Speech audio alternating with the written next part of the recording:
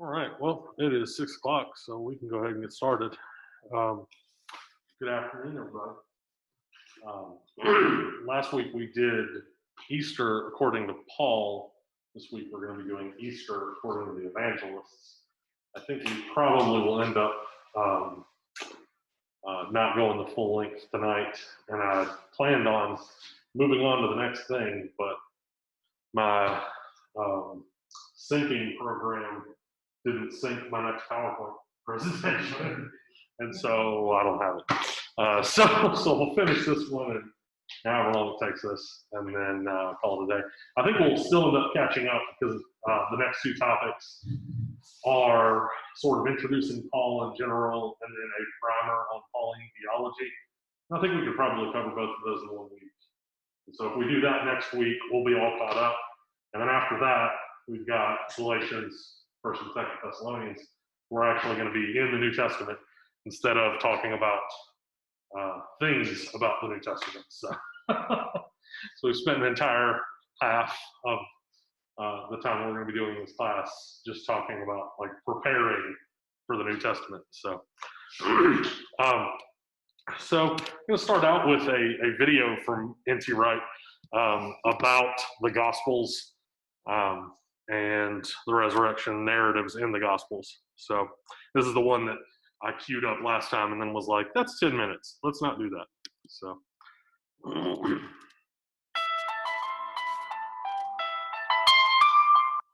Every investigation of the Christian tradition, sooner or later, has to face the fact that at the center of this faith is belief in resurrection. It's there at the beginning and the end, for it's central to its conception and consummation. But what we are to make of this predominant theme is not so straightforward. For how this belief at the core of Christian origins is to be interpreted is as controversial today as it's ever been.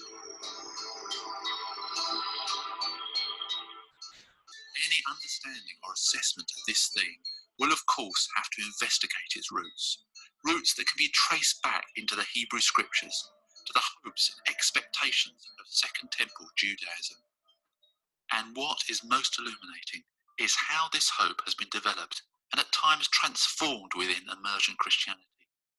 This development has been explored thoroughly in a recent study by the New Testament scholar Tom Wright. When I started writing this book, I didn't know any of this. I hadn't thought about it at all. But I wanted to do a thing on the pagan and Jewish backgrounds, and there it is. Judaism has one segment which believes in resurrection, the Pharisees and the people who cluster around that belief. Christianity belongs at that point on the spectrum, but then it develops it in several different ways. One is that in the Pharisaic writings, and say in even the Maccabean literature, resurrection is important but not that important. Whereas in early Christianity, it is central, absolutely vital. It's very interesting that if you look at the Gospels, you'll discover that resurrection is hardly mentioned in the Gospels outside the actual resurrection accounts at the end. And to that extent, they're much more like Second Temple Jewish literature. Resurrection is there, but it's not a big theme. But in early Christianity, from Paul onwards, it's huge, it's enormous. So that's the first thing. The second thing is that resurrection has split into two. And it's, instead of it being everybody at the end of time, it's Jesus first and other people later. And the third thing particularly is that it's a transformed physicality. And that is unprecedented. It's not a resuscitation. People often say dismissively, oh, resurrection isn't about the resuscitation of a corpse. It's a spiritual idea. And as Steve Davis, an American philosopher of religion, says, I actually don't know anyone who's argued the resurrection was the resuscitation of a corpse, but skeptics like to wave that around in order then to say those are the only two alternatives. And it's clear in the New Testament that this is a major new feature, that it's a body, but it's a transformed body. Those are the real central things. Now, Tom Wright is not just interested in studying early Christian and Jewish beliefs concerning the resurrection. He is crucially putting forward a thorough critique of a popular scholarly hypothesis concerning the resurrection accounts. This hypothesis suggests that there has been a fundamental development within the New Testament, from the original experience of the disciples, consisting basically of subjective visions, that were then, later in the first century, literally fleshed out and developed into objective encounters with the risen Christ in the gospel narratives. See, the one normal scholarly account within revisionist scholarship over the last 100 years is to say, to begin with, the early Christians had a private spiritual experience. Paul's conversion was an inner light rather than an objective seeing of anything or anyone. And then, according to this view, much later, towards the end of the first generation, some people came to use the word resurrection for this experience, and then on the basis of that they started telling stories about an empty tomb, and then on the basis of that some people right at the end of the first century, call them Luke and John for the sake of argument, started telling stories about a Jesus who was so solid that he could eat broiled fish and actually be touched and do things. That's the account which many have assumed is the real historical explanation of how these stories came to be. Before we look in detail at this theory and how it's been critiqued, it is worth noting a more general point that Tom Wright raises against this theory. This is the fact that it hardly seems plausible that such subjective experiences could have generated some of the fundamental beliefs that the first Christians held. For instance, could purely subjective visions have suggested to a first century Jew that a crucified and humiliated carpenter from Lazarus was really the long-awaited Messiah? Yes, the whole question as to why they said Jesus was Messiah is fascinating. We have often missed this question, I think, by taking the word Christ, the Greek Christos, as though it was purely a proper name. And I know this is still controversial in Pauline scholarship, but it seems to be quite clear that Christos in early Christianity means Messiah. And the question is, why did they say in Acts and elsewhere, God has made this Jesus, whom you crucified, Kyrios Kai Christos, Lord and Messiah? And it's very clear from such Jewish texts as we have, which deal with messiahship, what they expected a Messiah to do. A Messiah had to defeat the pagans, to rebuild the temple, to rescue Israel, and to bring, in some measure, God's judgment and justice to the whole world. Look at Isaiah, look at the Psalms. The great messianic texts are all talking about this kind of thing, and the Second Temple messianic texts, as in Qumran, as in Psalms of Solomon, and some of the later rabbinic references as well. Now, it's blindingly obvious Jesus hadn't done any of those things. On the contrary, he had a rather ineffectual demonstration in the temple, so it seemed.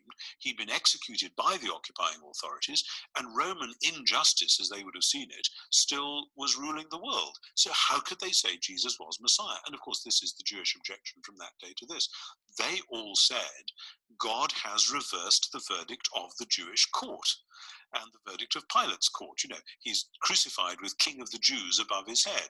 And they say, actually, the resurrection has demonstrated that was true and not just a mockery. Now, if you then say that the resurrection of Jesus was that Jesus went gloriously to heaven after his death, or that the disciples had a new experience of feeling forgiven or something, well, they would never, ever have said, he's been raised from the dead and he's Messiah. They would have said he's a great martyr. They would have said he's a leader whose teachings we revere, but it's simply stepping outside the bounds of historical possibility altogether to say they would have said that he was Messiah if that was all that had happened. With the help of a little historical imagination, Tom Wright illustrates the point that for first century Jews, subjective experiences are not going to resurrect their hope in a failed Messiah. I'm fascinated by this because I discover that most Christians today are quite unfamiliar with the stories in Josephus, and it would be a tonic for people's understanding of the New Testament if they would actually go and read the Jewish Antiquities or the Jewish War or whatever, and just think into how people thought at the time. Because, for instance, Josephus gives us this very graphic and horrendous account, not only of the Jewish War from 66 to 70, but of Titus's triumph back in Rome. And this time last year, I actually stood in the Forum in Rome and imagined great procession of Titus's triumph, because at one end of the Forum, up on the hill, you've got Titus's arch with those haunting carvings of the Jews being led in procession, carrying the menorah, the 7-branch candlestick, and so on. And we can see there in bas-relief to this day what that triumphal procession looked like. Now, we know that the standard thing they did at the end of processions, triumphal processions, was to take the enemy king, and he would be at the back of the procession, and everyone would be jeering and cheering and throwing rotten tomatoes at him, all the rest of it. At the end of the procession, they would flog him, humiliate him, and kill him. And Josephus says that's exactly what happened to the man that they regarded as king of the Jews, namely Simon Bar Giora. Now, it's fascinating to imagine, supposing there were, let's say, 11 followers of Simon Bar Giora who had somehow managed to escape being killed themselves. Be unlikely, but supposing there were. Supposing they hide up for 2 or 3 days, and supposing then some women who are friends of theirs come and say, I think Simon's alive again, I've seen him again. We know exactly what they say. For goodness sake, they got him, they lynched him, they did what the Romans always do, game over, keep your head down, maybe we'll escape with our lives. And supposing then some of the men themselves started to say, I actually think maybe he really was the Messiah. The others would say, of course he isn't. What are you dreaming of? If you want to follow a Messiah, you'll have to find another one. But don't say he's the Messiah. And then supposing they said, and I'm imagining from what, say, Skilabakes says the disciples said, no, I feel that God has forgiven us for abandoning him and running away. I feel a new sense of conversion coming upon me. I feel that I'm becoming a different person. Now, then the friends would say, if they were feeling generous, they would say, well, that's wonderful. I'm very glad you're having this tremendous experience. But, after all, that's what Psalm 51 is about. That's what we've got prayers that are about that sort of thing. But that's nothing whatever to do with A, him being raised from the dead, or B, him being Messiah. So see, it doesn't take much historical imagination just to say, sorry, this is not on the map.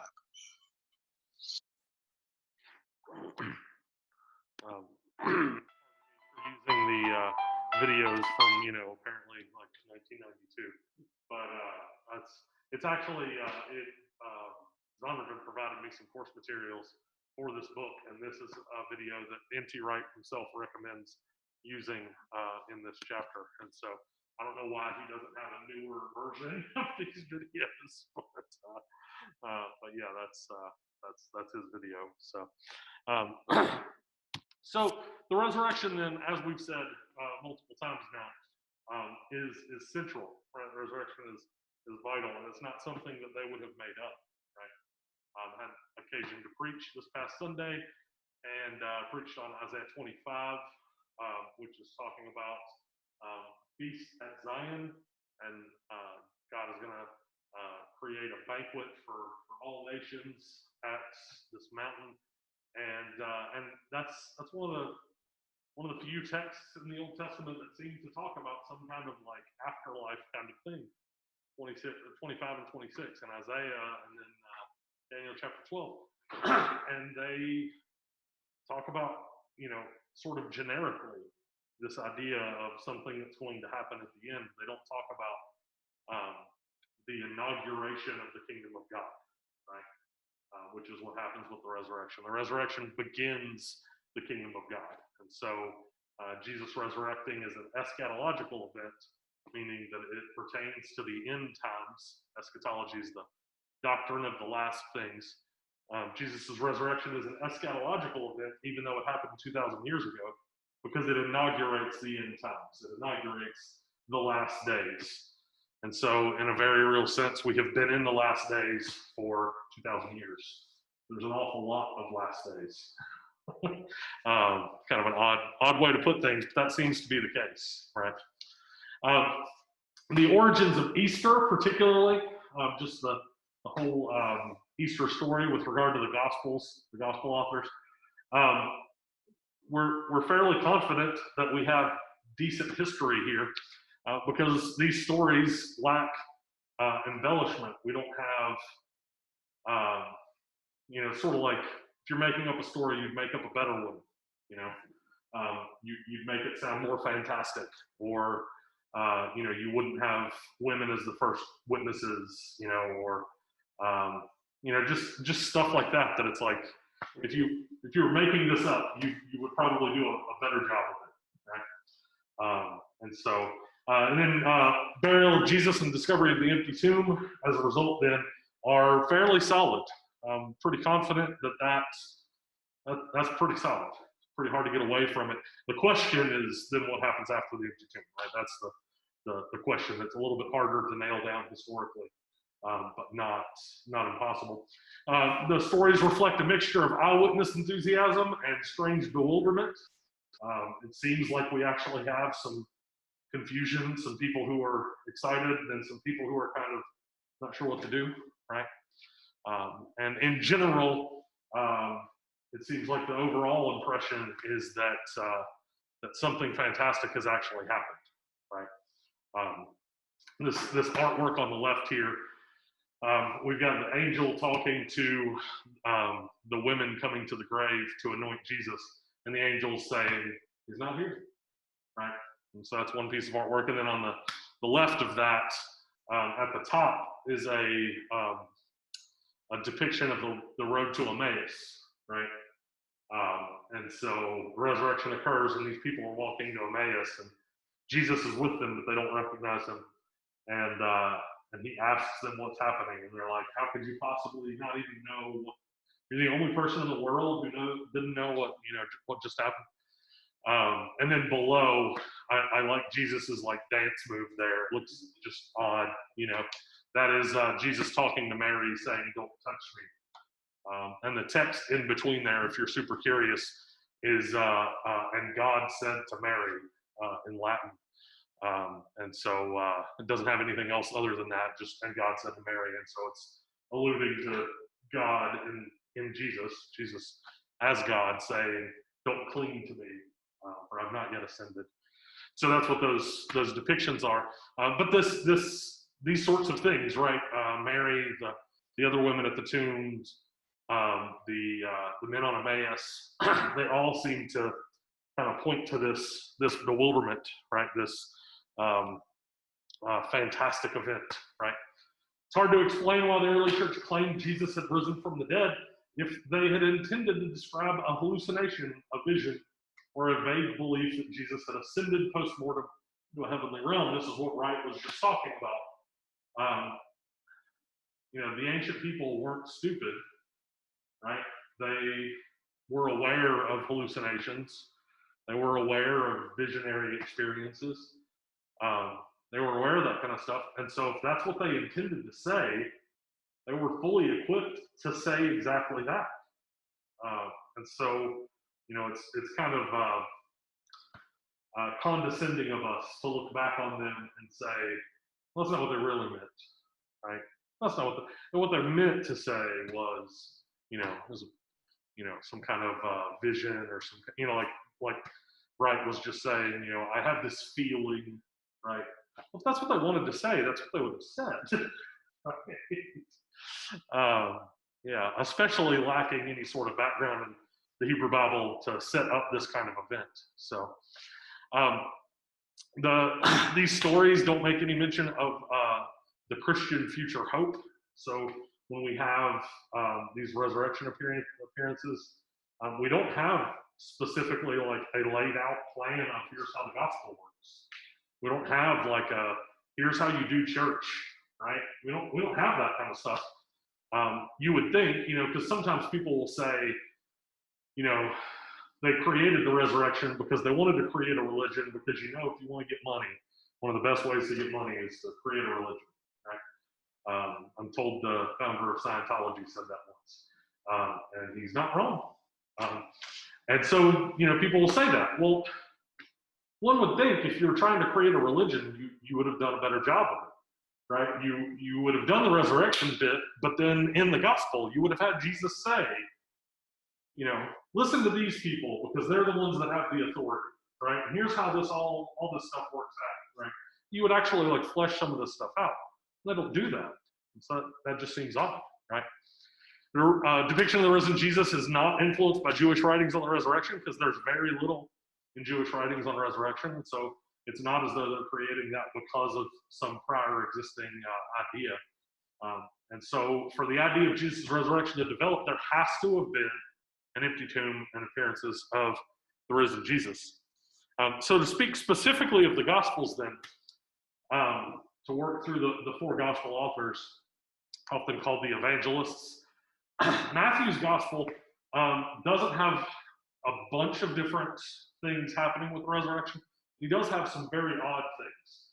And for my money, he's got one of the weirdest things in the entire Bible with regard to the resurrection, and that is he says that there are a bunch of dead people that get out of the tombs and walk around and they're seen in the city. And that has got to be one of the weirdest things in the entire Bible. And he just says it and then just kind of moves on. And you're like, could you explain that a bit? Like, just like. He doesn't call them saints, though, does he? Does that come later to interpretation? I don't recall if he calls them saints. That's a good question. I'm not sure.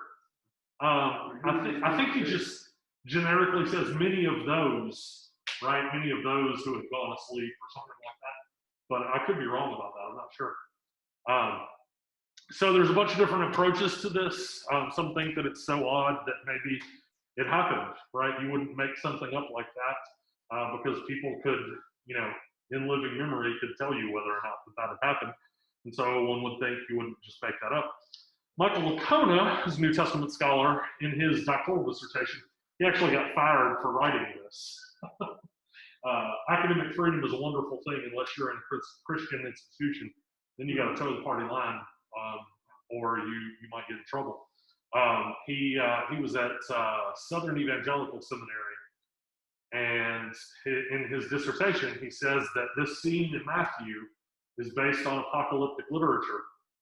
And his point is that Matthew isn't trying to tell us that this literally happened, but rather that Matthew is using apocalyptic imagery to try to show us that the end of the age has come. That this conflict between the present evil age and the kingdom of God has come to a head. And that in the resurrection of Jesus, death has started to work backward, right? That instead of people moving towards death, there are people moving away from death. And so it's sort of like this apocalyptic literary device is the argument that he makes. And as a result, some evangelicals read that and said, well, that means you don't think it happened. And if you don't think it happened, you're not an evangelical. And so some people, went nuts on him, called for his head, figuratively speaking, and he ended up losing his job. And then, fortunately, a bunch of people rallied around him, and he ended up getting a better job somewhere else. So he's doing fine for himself now.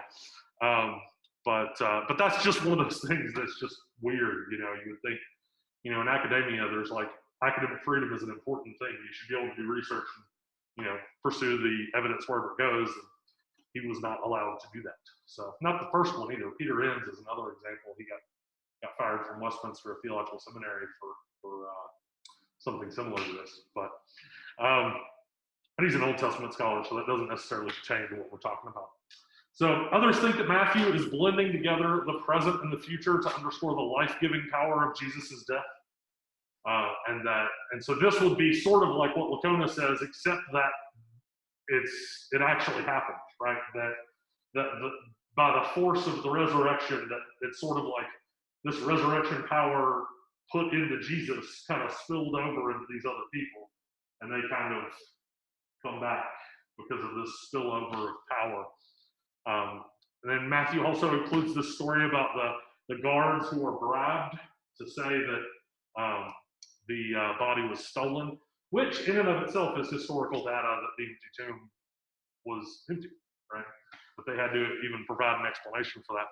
Then he concludes, and this is one of those things that is sort of establishing a religion, but even this is kind of stamped. You don't have Jesus going into a long monologue about, how to do church.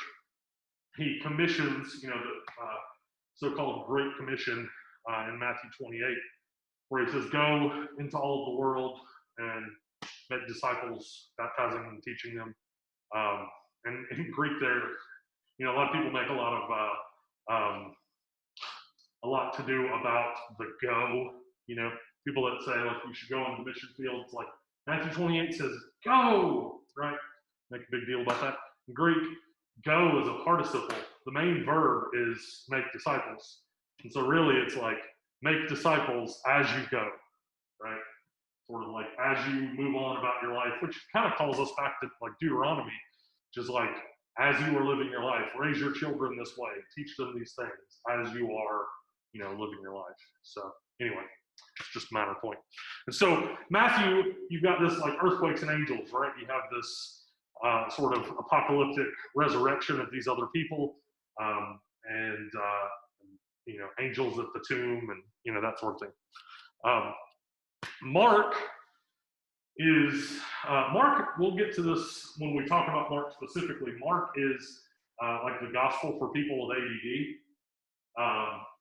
There's a Greek word, euthys, which I could get the numbers wrong. I don't have them completely memorized. I think the entire New Testament outside of Mark uses the word immediately about 55 times, and Mark by himself uses it almost 60 times.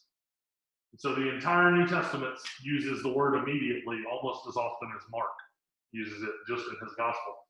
And it's only 16 chapters long, right? And so if you read his gospel, you get this frantic pace of like, and then immediately Jesus went here, and then immediately he went there, and then immediately they said this, and then immediately he said that, right? And it's just like immediately,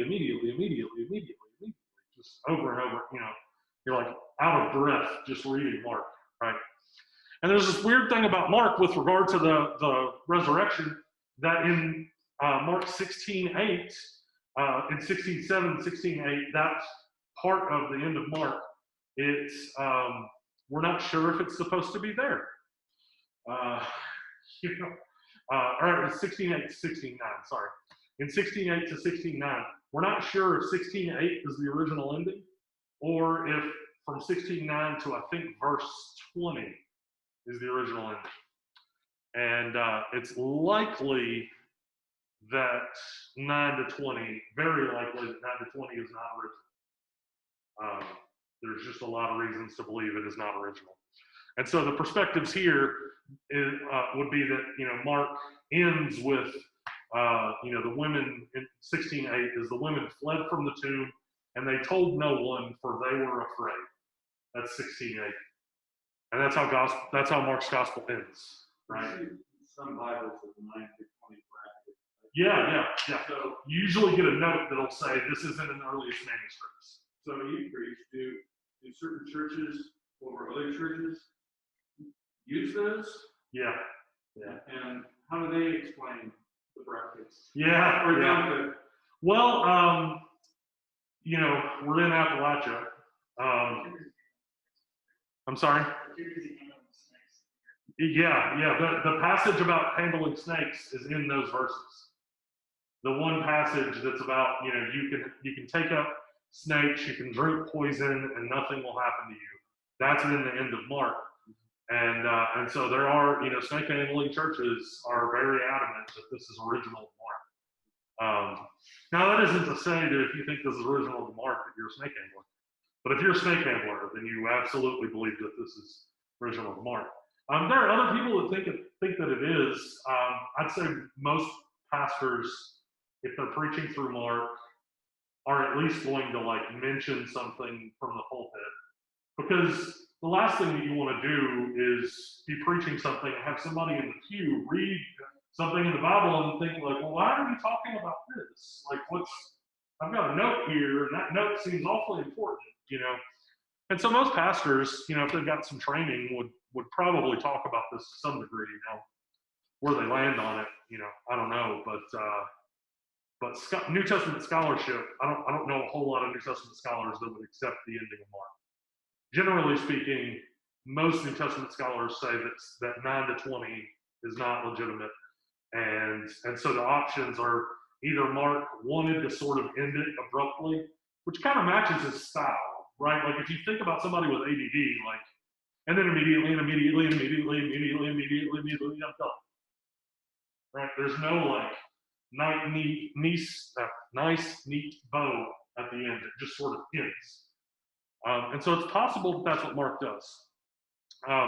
It's possible that he wants to explain why no one knew about the empty tomb by saying the women didn't tell anybody. It's also possible that there's another ending and we just lost it. And we're not sure. But I can tell you, and you can read this in If you want to study the Gospels specifically, one of the best intros to the Gospels is Four Portraits, One Jesus by Mark Strauss. And Strauss was one of the guys that we watched a video of him. No, I forget what the topic of the video was. It was a few weeks ago we watched a video with him. Four Portraits, One Jesus, when he's talking about Mark, he says that when he first went through seminary and learned Greek, he just read Mark. Mark's fairly easy Greek. And so he's just reading Mark, and he said by the time he got to, 12, 13 chapters, he didn't really have to look up a lot because similar style, similar vocabulary, like he just sort of got into a rhythm. And then he said when he got to 16:9, it was like hitting a wall because it just shifted, like different style, different vocabulary. It was like as clear as day to him that it was a different author because, after reading 16 chapters, he felt like he really knew the author, and then all of a sudden it just shifts. And I think that's fairly. I mean, I haven't read Mark all the way through like that in Greek, but what I have read of Mark in Greek, it does seem like 16:9 and following probably should not be in there, in my opinion. But we can talk about that more when we talk about Mark when we get to that next semester. So then we have Luke, and Luke gives us these three sections and a final conclusion. He gives us story of the empty tomb, gives us a journey to Emmaus with a brief meal, and appearances of Jesus to the disciples in the upper room, and then a final description of the ascension. Luke, more than any of the other gospel authors, is organized, meticulous, detailed, thinks ahead, probably the most educated author in the New Testament, except for maybe whoever wrote Hebrews. Luke is just very, very good. And as a result, it's really hard to read him in Greek because he's too good. The people that are easier to read are the people that are bad at Greek. So it's easier to read them because I'm bad at Greek too. But Luke is educated. It's tough to follow him. And so what he does with this final structure is he prepares his readers for Acts. And in fact, when we get to Luke and Acts, I'll show you guys there is a really good reason to believe that Luke structured the entire 2-volume set together. That he actually, I'm not sure if you guys are familiar with the literary term chiasm or chiasm, sometimes people say.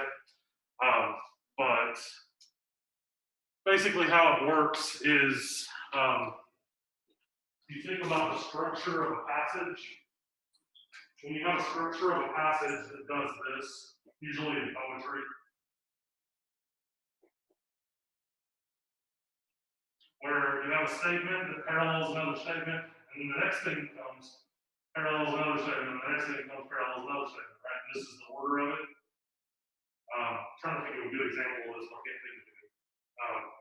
This is referred to as a chiasm because the Greek letter chi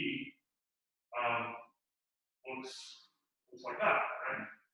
And so your focal point tends to be that center point. Whatever is repeated in the middle there tends to be the most important thing. And there's a good argument to be made that Luke,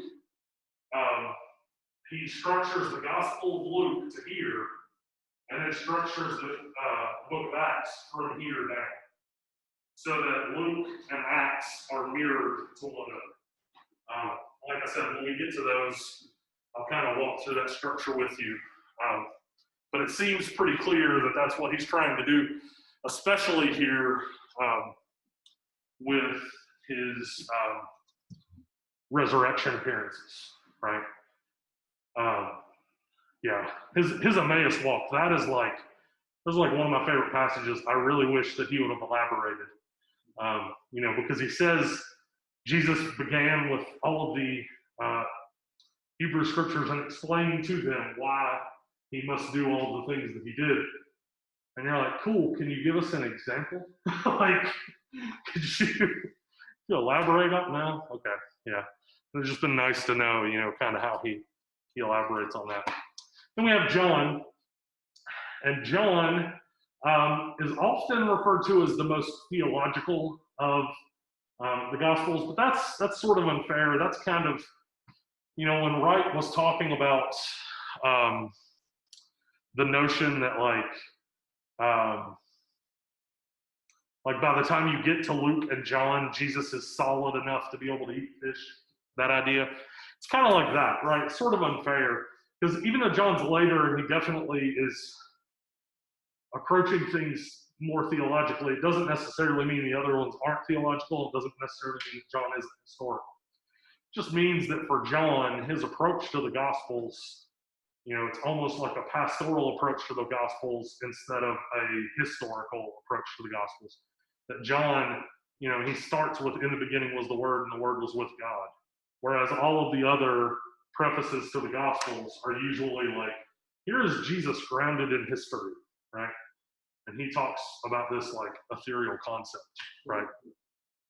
The narrative is kind of wacky in terms of, Marcus, this happened and this happened and this happened. I don't remember John being like that at all. No, John is not structured for chronology. He is absolutely structured for thematic purposes. Like he's moving stories around so that he can tell the stories where he wants them. He's not particularly concerned with if they happened in that order. Yeah, it's because you have John, you have John the Baptist early on, and then you have the calling of some of the disciples, and you have the wedding at Cana, and you have Nicodemus, and then you have the woman at the well, the Samaritan woman at the well, and it's like, is that how, because you look at the other Gospels and there's other miracles, there's other travels, there's other, all this other stuff that seems to happen early in Jesus' ministry. And John seems to just be like, yeah, baptism, call the disciples, the wedding, Nicodemus, let's just keep going, right? Because he wants to make a point, right? And he's also very carefully structured. But his careful structure has very little to do with historicity. His careful structure has to do with thematic elements. And so, for instance, when you read the earliest part of John, and we miss this because we don't tend to read things this way, but he, in the beginning was the Word, and da-da-da-da, and then he has, and then on the next day, and then some stuff happens, and then on the next day, and then some stuff happens, and then on the next day, and then some stuff happens. Well, if you count those up, there's 7 days. And then he doesn't say on the next day again for the rest of the gospel. So how does he start his gospel? With the 7 days of creation, right? That's and that is his, he absolutely is trying to say, in the beginning was the Word, and let's go through our 7 days, right? Absolutely intentionally trying to do that. But doesn't really care necessarily if that's exactly how it worked historically. He's just trying to tell the story to make the point. Lots of parallels between him and Exodus. It's Gospel of John is fantastic. I was reading a book the other day that they said reading the Gospel of John is or researching rather, researching at an academic level, the Gospel of John is like being put out in the middle of the Atlantic in a pontoon boat. The waves just keep hitting you, and just new stuff just keeps hitting you, and at every moment you're like, oh, there's another thing, oh, there's another thing, all this kind of stuff. So his approach to the Easter story in 20 to 21, he brings together this, his approach to theology, but then also early tradition, also apostolic memory, and metaphor. You have the story of the empty tomb, Mary Magdalene's encounter with Jesus, and the race between Peter and the beloved disciple, which is one of my favorite parts of the entire Bible, because you literally have, gospel authors saying, these two people ran and this one got there first, right? And you're like, the whole point of that, but there are, even with Mary Magdalene's encounter, there's theological purpose for that, because when you read that text, they're in a garden. The text actually says that they're in a garden outside of the grave. And so what do you have here? You have a man and a woman in a garden. What does a man and a woman in a garden pointing us to? Eden, right? John is specifically trying to tell us, like, we're restarting the clock on this, right? We're back to Eden. Jesus is taking us back to Eden because we have a man and a woman in the garden, right? We have appearances in the upper room, second appearance in the upper room with Thomas, the story of a miraculous catch of fish, and Jesus' restoration of Peter. Frequently, that restoration of Peter gets taught in a way that says, Peter, do you love me? And then Peter says, yes, Lord, I love you. And it's frequently told as like, the verbs there are agape and philia. And it's like, people will say, like Jesus says, do you love me? And Peter says, yeah, I like you. Right? A lot of times people teach it that way. It's probably not what's happening in that text. Because it seems like to John, agape and philia have roughly the same meaning. The point of that text isn't Peter not being able to respond with the same word. The point of the text is that Peter denied Jesus 3 times, and now Jesus is asking him 3 times, right? And so Jesus is giving him an opportunity to kind of right the wrong, right? You denied me 3 times, so I'm going to ask you 3 times so that you can be restored. So there's that weird thing. What about the beloved? The disciple beloved. Yeah. Mind your own business. Yeah. Yeah. That's kind of strange. Yeah. Well, even the identity of the beloved disciple, there are people who think that the beloved disciple is not John. Really? Yeah. There are a lot of different perspectives. The most interesting perspective out of all of them, so there's a New Testament scholar named Ben Witherington that, and he is a sharp dude. He's actually, he's from North Carolina, has a wonderful Southern accent, wonderful dude, incredible sense of humor, and he is apparently like second cousins with N.T. Wright. And so, like, to listen to them both talk, you're like, how are you two related? And apparently, I heard in an interview with Witherington one time, apparently Witherington's family were the rich family back in England, and Wright's family were the servants. And so Witherington said, yeah, I like to remind Tom who's who when we get around each other. I like to remind him which part of the family he comes from, But Witherington thinks that the beloved disciple is Lazarus. And the argument that he makes for that is that if you look at John chapter 11, when Jesus weeps for Lazarus, they say, look at how he loved him, right? And there's like similar language there between look at how he loved him and beloved. And he builds out the argument a little bit more sophisticated than that. But in general, he tries to make the case that in the Gospel of John, the one person that we are told in a unique fashion that they are loved by God, loved by Jesus specifically, that person is Lazarus. And so the beloved disciple is Lazarus. Now, I don't know that I'm persuaded by Witherington, but it is, worth thinking about. And there's a lot of other, there's a lot of other people that suggest that the beloved disciple is somebody else. But the majority of church history has said that it's John. Really, the main debate with John is whether or not this John is the same John that does the first, second, and third John, and whether or not that John is the same John that did Revelation. And so some people put those 3 different collections into 3 different Johns. And some people put them all together, and some people combine them differently, and it's a whole big thing. So, what are the Johns that have written those? So the other Johns are later leaders in the church, but not apostles. Okay. And so I'm trying to remember the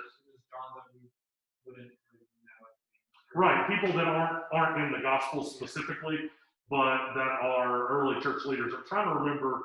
Everybody in the early church tends to be so and so of this place. I'm trying to remember the places for those Johns. Patmos, John Patmos. Yeah, that's it. Which one's he supposed to be? That one is that one's Revelation. So there's John the Beloved, which is the gospel, and then there is John of Patmos, who is Revelation, I think, and then the epistles I think maybe if you hold to 3 Johns, Yeah. I think that one is John of Ephesus. And so you have John the Beloved, John of Patmos, John of Ephesus. But like John of Ephesus and John of Patmos are just 2 other Johns. They're not anybody that we would see in the Gospels. But the main reason behind that is like varying vocabulary and style. When you read the Gospel of John and then you read Revelation, there are some notable differences. But the difficulty with that, the difficulty with anything 2,000 years ago saying this person didn't write this thing, is we do not have enough of anyone's writing to be able to say they wouldn't have written that way. We just don't. And so the only way that you can really unequivocally state that someone didn't write something is if there's something in there that just overtly contradicts something else that they've said. And even then, you could say the person changed their mind, right? But that's the only time that you really have a super strong argument. The rest of the time, it's like, no, like people write different things, different ways to different groups, you know.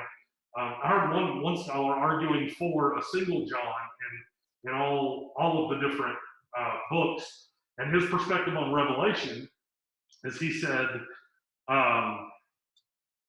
that John wrote the Gospels and 1st, 2nd, and 3rd John, writing in Greek, thinking in Greek. But when he wrote Revelation, it was because of a vision of Jesus, and Jesus was speaking to him either in Aramaic or Hebrew.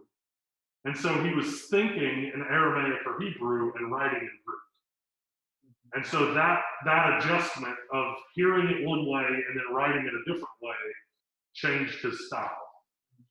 And now, who knows? You know, but if you say something like that, like, well, yeah, it does make sense that Jesus would have been talking to him in Aramaic or Hebrew. And I could understand if you're adjusting, like Jesus said this, so how do I say that in Greek? Like that's not a simple task, you know? And so I could understand how someone, you know, if they did that would, you know, it would sound different, you know? Much is attributed to, over the course of the 4, especially John being the last, just sort of the process of, you know, Mark being the earliest, right? Yeah. Sort of, I'm going to get the facts down. Yeah. You know, and John having the option to sit there and have access to all these things and have time to process this and say, I've got a new way. I want to do something else here. Yeah. And so the theology sort of had time to distill and right. And he doesn't need to write the AP version. Right. Like Mark did at this Right. point. He can do something new, something a little more evolved. Yeah. Well, yeah, and he's had the benefit of decades leading in the church, you know, and so he's been in the church for decades in comparison, you know, many decades in comparison to Mark or in comparison to Luke or Matthew, and so he's not only had more time to think about it, but has had more time ministering to people to be able to see like the gospel in people's lives and to be able to like not just think about it, but see here's how this seems to work, you know. And now from a historical perspective, you know, skeptics are going to toss John out immediately, you know, because it's later, and so they're going to say it's had more time for him to develop this stuff, you know.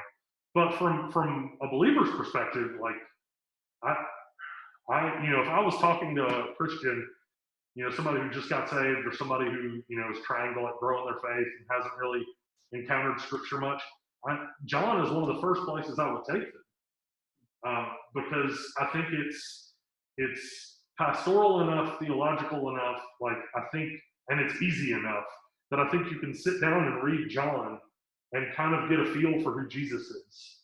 Whereas there's stuff in Mark, there's stuff in Matthew, there's even stuff in Luke that you're like, I don't know why this is, like, what is going on here? What are you talking about, right? And so it seems to me that John is a little bit more, I don't want to say like transcendent, but it has more of a universal appeal, in my opinion, than the other Gospels. because they're so couched in like specific circumstances that it's harder, I think, for like a new believer who has not studied scripture to really grasp what's going on. I think John, and part of that is for me, one of the first, when I got saved when I was a teenager, one of the first things I read was John. I read John several times through, and that was really helpful for me. And ever since, like John has just sort of held a special place in my heart. So maybe I'm biased, but it's just, I think it's a really simple, not simple, but approachable. I think it results in a gospel that can be more easily understood. But I mean, that's just my take on the matter.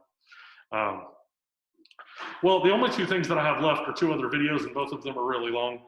The only reason that I put them in here is so that you would have links to be able to go watch them.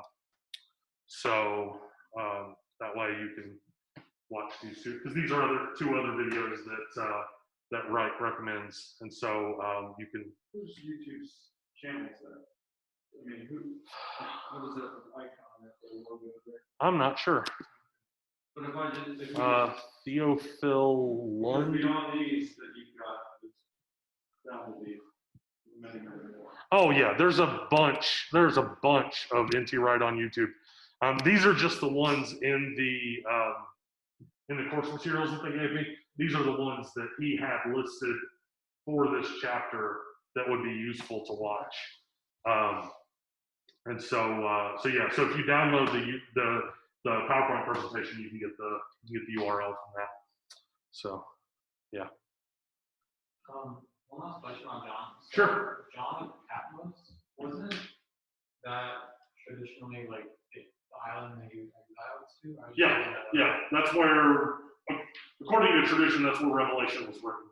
Okay. Yeah. But the idea is that there's a separate John that was exiled to Patmos? No, the idea is that the person who went to Patmos, that John is different from John the Beloved. Yeah. So it wasn't like there was two Johns that both went. It was the John that went was a different guy than John the Beloved. And again, most of that is style, style and vocabulary. So, yeah. But we'll talk about some of those issues a little bit more when we get to those specific folks. So, cool. I hope Witherington didn't get fired for coming up with Lazarus. No, that wasn't controversial enough to end his job. So, I read somewhere about Joseph of Arimathea speaking to you. Oh yeah. That he was part of the high priest that would have sent Jesus on Pilate in the first place or something. Do we know? I don't know anything about that. I don't know.